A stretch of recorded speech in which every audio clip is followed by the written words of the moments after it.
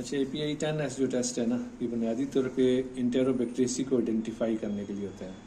ठीक है जी, इकोलाई वगैरह, क्लेब्सिला, सिट्रो, इंटेरो, इस तरह के जितने माइक्रो ऑर्गेनिज्म हैं, ठीक है, ग्राम नेगेटिव रॉड, ठीक है, उनको आइडेंटिफाई करने के लिए होता है। इसमें मुख्तलिफ बायोकेमिकल टेस्ट होते हैं, जिस तरह अगर लैक्टोज और नॉन लैक्टोज को डिफ्रेंशिएट करने के लिए ONPG है, ठीक है। उसके अलावा ग्लूकोज फर्मेंटर और नॉन ग्लूकोज को देखने के लिए ग्लूकोज है, ठीक है जी। बाकी H2S प्रोड्यूसर को देखने के लिए इसमें H2S का भी है, ठीक है। इंडोल है, TD है, VP, ये मुख्तलिफ बायोकेमिकल टेस्ट का मजमूआ है, ठीक है जी। अब इसको पहले ये होता था कि ये सारे टेस्ट मैनुअल होते थे। इंडोल भी मैनुअल किया जाता था, VP मैनुअल किया जाता था, ठीक है। तो ये बुनियादी तौर पर ये इस टेस्ट में ये है कि ये मुख्तलिफ टेस्टों को इकट्ठा करके एक स्ट्रिप बना दी गई है, फिर इसका एक कोड बना दी गई, उस कोड की बेस पे इसको आइडेंटिफाई करते हैं, ठीक है जी।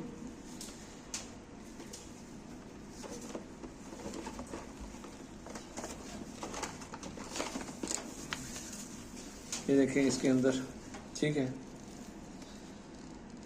ये तीन के ग्रुप में इसको तकसीम किया गया है।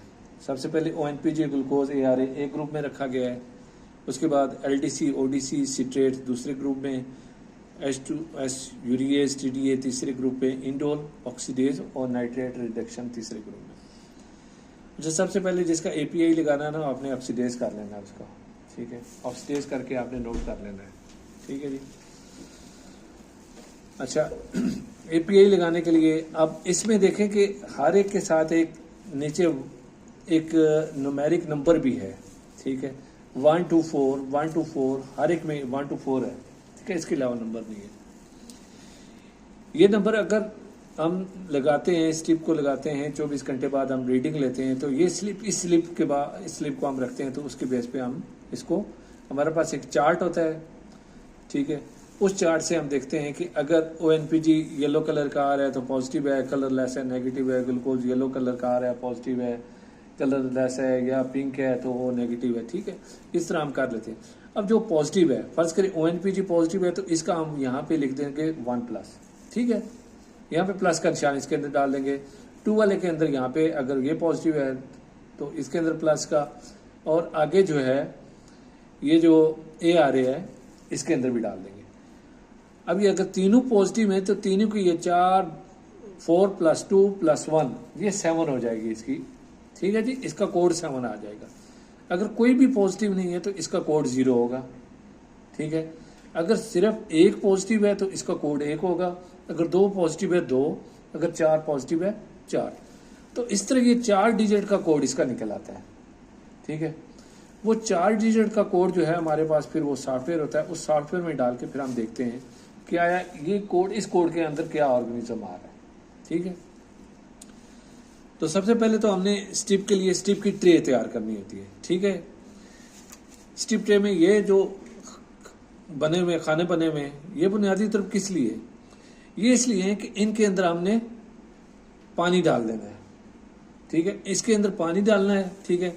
उसके बाद ये हमारी स्ट्रिप है, इसको इनोकुलेट करके हम इसके अंदर रख देंगे और इसकी लीड ऊपर रख देंगे। अब क्या होगा कि जब इंक्यूबेटर में जाएगा 37 पे, तो अगर तो इसके अंदर नमी हुई तो ये स्ट्रिप ड्राई नहीं होगी, लेकिन अगर ये ड्राई हुई, ट्रे ड्राई हुई, तो क्या होगा कि नमी की वजह से, नमी ना होने की वजह से ये हमारी स्ट्रिप भी ड्राई हो जाएगी। जब स्ट्रिप ड्राई होगी तो किसी किस्म का केमिकल रिएक्शन नहीं हो सकेगा, बायोकेमिकल रिएक्शन नहीं हुआ तो हमें रीडिंग नहीं मिल सकेगी, ठीक है। इसलिए तो सबसे पहले तो स्ट्रिप की तैयारी होती है। तो सबसे पहले हम स्ट्रिप में पानी डाल लेते हैं,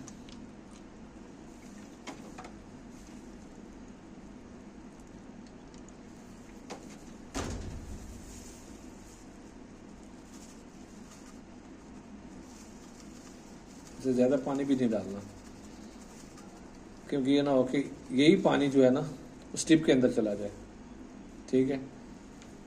खाली इनके अंदर पानी डालना है, ये हो गया जी, ठीक है जी। अब हमने क्या करना है कि जो हमने अपनी इनॉकुलेशन के लिए स्पेसिमेन को तैयार करना है, ठीक है। तो तो स्पेसिमेन के लिए हमारे पास स्टरलाइज नॉर्मल सलाइन हो, ठीक है, या डिस्टल वाटर हो, ठीक है जी। एपीआई टेस्ट जो है ना सिर्फ ग्राम नेगेटिव राड के लिए इस्तेमाल होता है। जिस तरह ये हमारे पास आई थी ग्रोथ, ठीक है, ये हमारे पास ग्रोथ आई है ना ग्राम नेगेटिव राड की, ये वाली, ठीक है।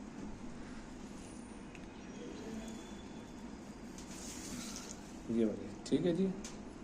तो इसकी हमने स्लाइड बनाई है, ग्राम नेगेटिव राड आए, ठीक है। अब ग्राम नेगेटिव राड में काफ़ी बड़ी क्लासिफिकेशन है, ठीक है।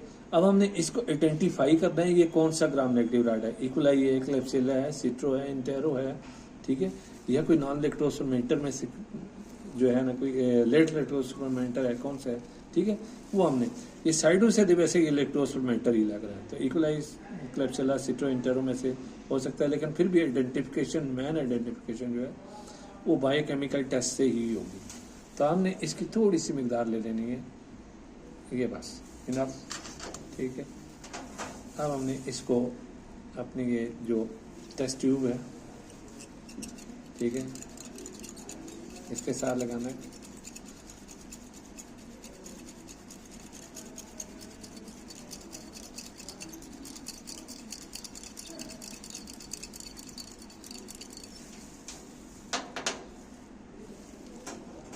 हमारी सस्पेंशन तैयार हो गई है। सस्पेंशन तैयार करने के बाद अब ये स्ट्रिप को लगाने का भी तरीका है, ठीक है जी। स्ट्रिप का ये नीचे वाला हिस्सा जो है, ये वाला, ठीक है। स्ट्रिप में दो चीज़ें हैं, ठीक है। एक ये वाला हिस्सा है, ठीक है, ये होल से नीचे, और एक ये होल से होल वाला एरिया। जो होल से नीचे वाला एरिया है ये सारा एरिया कहलाएगा कप, ये ऊपर वाला एरिया सारा कहलाएगा कैप्यूल, ठीक है जी। तो सबसे पहले हमने इन सब के कप को भर लेना है, ठीक है जी। कप को भरने के बाद उसके बाद इसमें देखें कि एक है CIT, ठीक है। CIT के हमने कप और कैप्यूल दोनों भरने हैं। उसके बाद कुछ चेंज इनके नीचे अंडरलाइन है, ठीक है, जिस तरह ये LDC, ODC, H2S, यूरिएस, ठीक है, इसमें भी आपको नजर आएंगे, ठीक है। ये LDC, ODC, H2S और यूरिएस। बाकी देखें ये जो है ONPG, इसकी जहाँ पे लिखा हुआ है, नाम लिखा हुआ है, इसके साथ ना ये अंडरलाइन है ना इसके साथ कोई किसी किस्म की और लाइन है, ठीक है। ग्लूकोज का भी वही हिसाब है, ARA के, लेकिन LDC अंडरलाइन है, ODC अंडरलाइन है। आगे सिट्रेट में आ जाएं तो सिट्रेट की तीनों साइड पे लाइनें हैं, ठीक है जी। H2S अंडरलाइन है, यूरिएज अंडरलाइन है। तो हमने क्या करना है, जो इसका रूल ये है कि सबसे पहले आपने ये ऊपर वाला हिस्सा जो है ये कहलाएगा इसका कप या कैप्यूल, नीचे वाला हिस्सा ये जो है ये कप कहलाएगा। सबसे पहले आपने ये सारे कप भर लेने हैं, ठीक है। उसके बाद CIT जो है इसके कप और कैप्यूल उसी सस्पेंशन से भरेंगे, ठीक है। अब पीछे बचे जो अंडरलाइन है, अंडरलाइन वाले जो हैं इनमें हमने एनारोबिक एनवायरनमेंट बनाना है, ठीक है, क्योंकि कुछ बायोकेमिकल रिएक्शन एनारोबिक एनवायरनमेंट में होते हैं। तो एनारोबिक एनवायरनमेंट बनाने के लिए हम क्या करेंगे, इसमें इमर्शन ऑयल डाल देंगे, ठीक है। इमर्शन ऑयल जब डालेंगे तो उससे ऑक्सीजन अंदर नहीं जा सकेगी, इसके एनारोबिक एनवायरनमेंट इसके अंदर बन जाएगा, ठीक है जी। अब हम इसको इनोकुलेट करते हैं।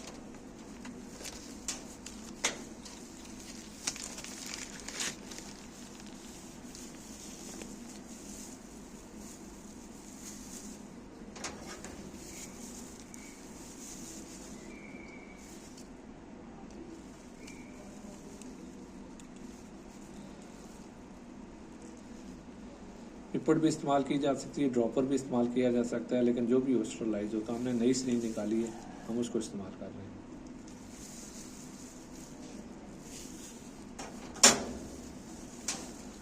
ठीक है जी। अच्छा जी, इसको डालने के लिए यहाँ पे साइड से हमने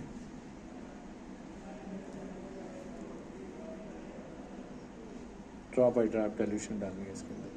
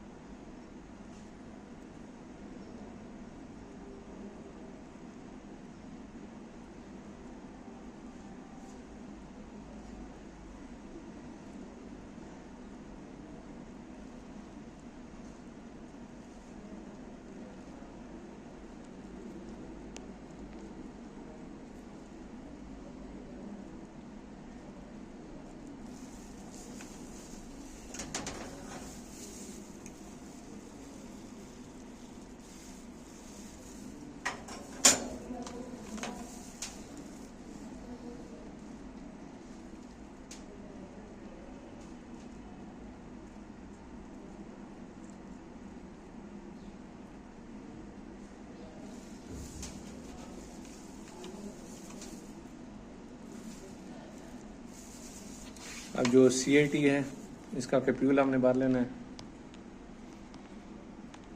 ठीक है जी।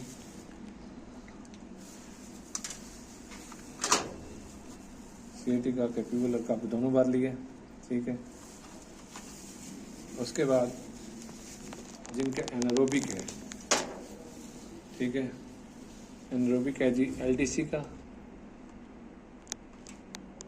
ODC का और H2S और यूरिक एसिड।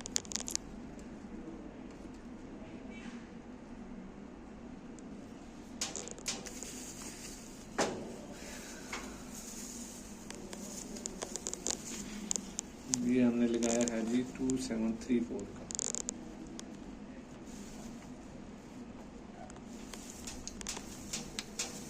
अब हमने इसके ऊपर इसकी लीड रख देनी है और इसको 37 पे रख देना 24 घंटे के लिए, ठीक है। ये हमारी स्ट्रिप जो है इनॉकुलेट हो चुकी है।